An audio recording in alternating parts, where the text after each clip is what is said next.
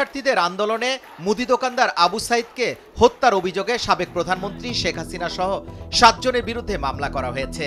বিচারের মুখোমুখি করতে পরবর্তী ধাপ হিসেবে তার বিরুদ্ধে গ্রেপ্তারি পরোয়ানা জারি করা হবে।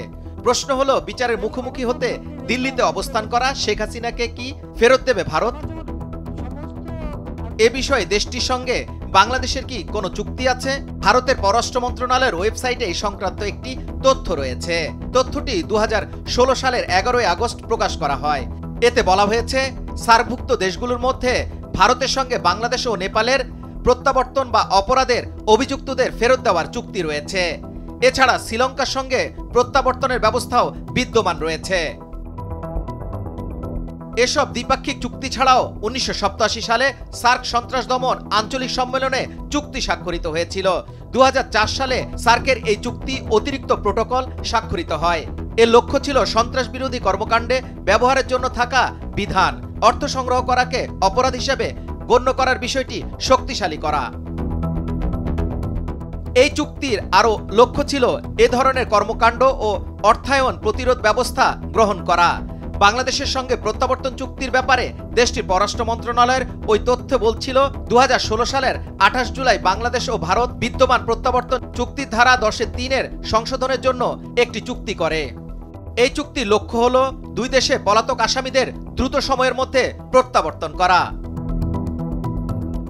চুক্তিটিকে আরো গভীরভাবে বিশ্লেষণ করে দেখা যাক, কোনো পলাতক আসামি যেন বিচারের মুখোমুখি হওয়ার আওতার বাইরে না থাকে, সেই জন্য ভারত যতগুলো দেশের সঙ্গে সম্ভব ঠিক ততগুলো দেশের সঙ্গেই এই চুক্তি করবে।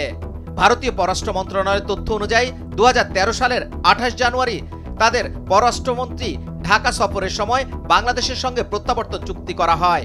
এই চুক্তি অপরাধ দমনে দুই দেশের আইনশৃঙ্খলা রক্ষা বাহিনীর জন্য সহায়ক হবে বলে উল্লেখ করা হয়। গত 5 আগস্ট ছাত্র জনতার আন্দোলনের মুখে দেশ থেকে চলে যান শেখ হাসিনা। বর্তমানে তিনি ভারতের রাজধানী দিল্লিতে আছেন বলে ধারণা করা হচ্ছে।